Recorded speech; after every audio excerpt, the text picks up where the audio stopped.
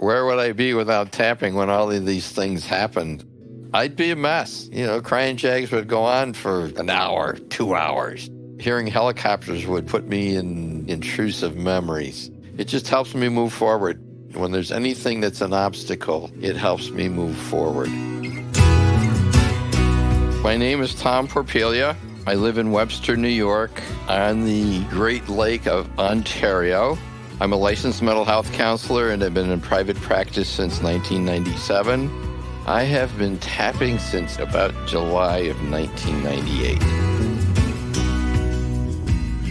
I play guitar, was a musician. I got into bands when I was in high school. Love rock and roll, especially classic rock. Went to a 2-year college to study electronics because I wanted to know how electric guitars and amplifiers worked. As I studied electronics, I was like, I don't know. This is really difficult. It doesn't fit me, but I didn't know what else I wanted to do, so I just stuck it out. When I graduated from college in '69, I was at risk for being drafted. When there was a draft, there was no choice. You either went in the service, or you went to jail, or you could go to Canada. I didn't want to be a fugitive in Canada. I didn't want to end up in jail, and I just resigned myself to this is the only way out. Lo and behold, ended up in Vietnam in August of 1970 because they had a critical shortage of communications techs in my field. I was not in combat. I rarely had a weapon in my hand. I never shot at anybody. But I was in communications, and some of the communication circuits that I worked on were very high priority, and they were used to call in airstrikes and call in dust-offs and rescue soldiers. But the piece that stuck out was they're calling in airstrikes. My emotional state was pretty much shut down. There were things that were happening that were scary that I really pushed away just so that I could be present and do my job. When I left Vietnam, I think it was 5:30 on a Tuesday night and landed at Travis Air Force Base at 8:30 the same night because we crossed the international date line, exhausted from a 15-hour flight. They kept us up most of the night processing us, and once that was done, I headed to Oakland Airport. By the time I got home to Buffalo, I was totally exhausted. Fortunately for me, I came home with all my buddies. We went over as a class. We came home as a group. I did not experience what some of them experienced in terms of having eggs thrown at them or being spit on or called baby killers. I didn't experience any of that, but I didn't experience a good welcome home either. I just kind of fell into being normal again. That's what it felt like anyway. There weren't any flashbacks. There weren't any intrusive memories. Nothing major, no indications of problems. Things were pretty normal until that first event. I think it was Christmas of '78. I was watching a made-for-TV movie about a Vietnam vet that went back to find his child. The next thing I know, I'm rolling on the floor, sobbing and not knowing what triggered me, why I'm crying, or anything like that. The unresolved stuff about Vietnam didn't totally come to the surface until 1990 when the first Gulf War started. And I had this guilt by association coming up. I did something basically against my moral compass. And so I felt guilty about it. I was home at my parents' house for Christmas, and everything was okay, and the TV was on, and the news came on, and they showed these soldiers in tents in the desert with Christmas lights on, and I freaked out. It was all I could do to say to get them to change the channel or turn the TV off. The other thing that I didn't know scared me was the sound of the Huey helicopter. They represented death to me. That was my biggest trigger. Just the sight of one would set me off, and the sound of one would set me off even worse. I was in a group therapy session, and I didn't know that the leader was a combat vet, and I said I shouldn't be having these problems because I wasn't in combat. And he looked at me and he said, well, as long as you keep denying your feelings and your experience, you're not going to heal. And the light bulb went on. From there on, it was like, okay, whatever I got to do, I got to do. My first thought was, this is post-traumatic stress disorder. But as time went on and I learned more, I was able to identify it more as moral injury. We all have a moral compass. Most of us have been brought up to this concept of, you don't kill somebody. Moral injury happens when a person engages in something, directly or indirectly, that's against their moral upbringing. In my case, being drafted and being forced into the military was a moral injury because I didn't believe in the war. I didn't want to participate in the war. I didn't pull the trigger, but I might as well have, and that's what generated the guilt. I did something wrong. I did go to talk therapy, and did it help? Yes. Did it resolve things? No. Things kept coming up, and I had no way of getting myself back to ground and back to center, except talk about it some more and get more agitated and get more upset. I just kept doing the best I could with the therapy processes that I had at the time until I got to EFT in 1998. So tapping means applying physical pressure to some acupuncture points to get your energy moving. Some of them are on your face. Some of them are on your torso, so like the collarbone and under your arms. And then there's some points on your hand. And you tap on these points and you say these things and the issue dissolves. I first read about a form of tapping in a magazine article. And then I was at a conference in Salem, Massachusetts, and this man from Colorado, his name was John, said, well, I'll do this little 15-minute breakout session on this tapping process that I do. And I'm scratching my head going, what do I do? How do I do this? Where do I apply it? A few months after hearing John, I think this was like August of 97, I was in Jamaica for a winter gathering. We had conference function in the morning and the afternoon. Colleagues would gather together and go do touristy things. I wanted to go snorkeling, never been snorkeling. So I organized a snorkeling party, and 10 of our conference attendees were on the boat with us. They put us in some rolling water. I call it rolling water because there were waves, but it wasn't intense waves. But it made it difficult. Every time I got my face in the water, my body would gasp.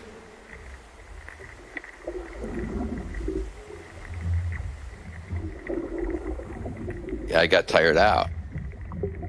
The next thing I know, I'm hearing everybody call my name. They're all on the boat.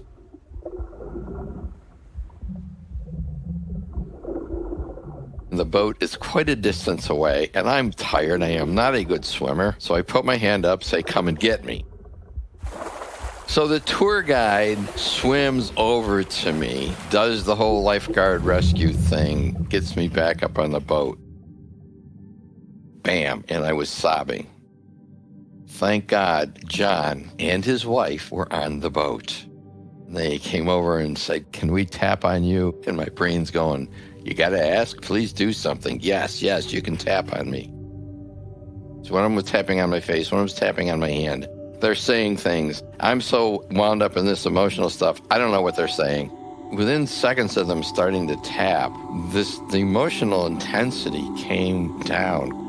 Kind of like leveled out for a moment, and then like a volcano, it erupted again, and they tapped some more, and it came down, and it bounced down there, and then stayed down. I've been in crying jags before, intense crying jags like that, and they don't end in 5 minutes. I'm like, what just happened? It was a life-changing event for sure.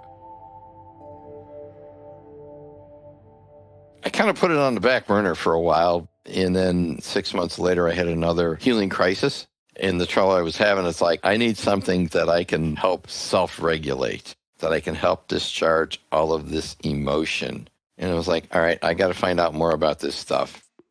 Looked it up on the internet, bought the home training course, 11 VHS tapes, and sat in my living room for 2 weeks and learned how to do EFT tapping.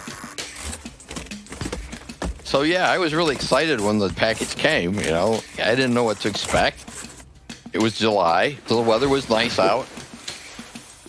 So I sat in my living room on my couch, in front of the TV, pushing these videos in.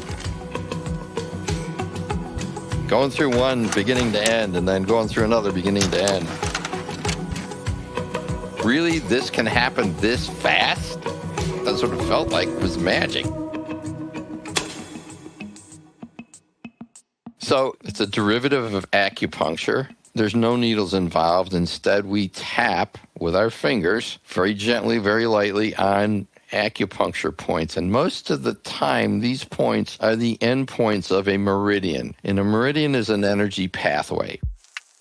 And the theory is that when we have these emotional disturbances, there is a blockage in the meridian. And so we feel it as some kind of distress. If we don't deal with that emotional stuff, it will come out in our body in some other way.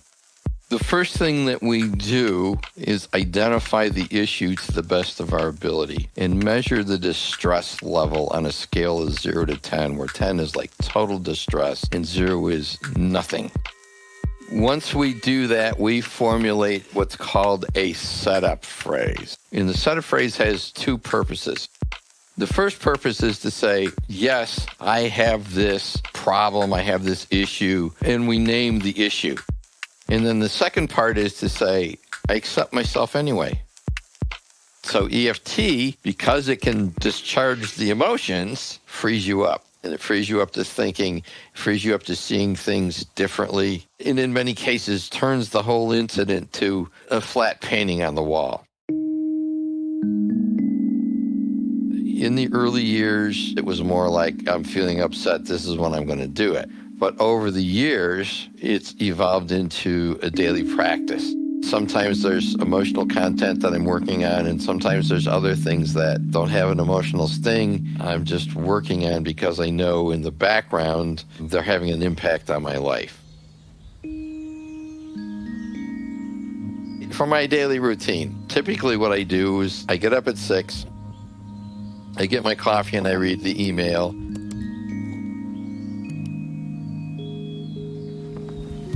And then I'll sit in my recliner and figure out what I need to tap on. Even though I don't like to exercise and I don't want to exercise, and you can't make me exercise, I deeply and completely accept myself. Even though I hate exercise, and I don't take the time for it, and I don't want to take the time for it, I deeply and completely accept myself. Even though I don't like to exercise, I never have, and maybe I never will, I deeply and completely accept myself. I don't like to exercise, Chin, and it takes up too much of my time. Collarbone. I got more important things to do than exercise. And under the arms, I don't want to exercise and you can't make me. And then I do my thumb. I'll sit and tap for a while on something, and then I'll do some meditation to kind of let it settle in. Do it. And then I'm ready to see clients. The ritual is very important. It keeps me on track. It keeps me focused. And it keeps me doing what I need to do. My body will tell me when I need to go back and tap because a lot of the emotions are living in your body. If the energy is not moving, then my body gets upset. And so when I tap, all of that stuff settles down and goes away. If there's some heavy emotional stuff coming up, like there has been recently, because over the Christmas holiday, there were 4 significant deaths. So I've had a lot of emotion coming up. I'm glad I got EFT. I'm glad I got a couple of tapping buddies that I can call and say, I need some help here. I need some support. Tapping has helped me with the moral injury because it just starts to take the sting out of it and allow me to be in a place of self-forgiveness. I did what I had to do. I can forgive myself for what was done, what my part in it was, and be at peace. Integrating it into my practice was a no-brainer. It's important for healing personally, professionally, for clients. I wouldn't be able to sit here with veterans and hear their stories and tap with them and tap through them without getting triggered myself.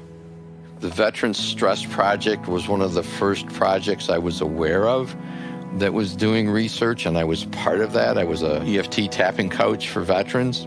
We knew it was good. We just didn't know how good it was until we saw the numbers. After 6 sessions, the average reduction in symptoms was 63%, and that applied to 85% of the veterans. Oh, yeah, the before and after the boat. First thing that comes to mind is just gratitude for John and gratitude for being led to it and experiencing it. Gratitude for a tool that I have on a daily basis to heal, which I generously share with people. I don't care where I'm at. It's like sooner or later, the topic of tapping is going to come up. Part of my mission became to spread this, to let people know about it. And that's the way it's been since I learned it. It's like, I got to get this out there to the world.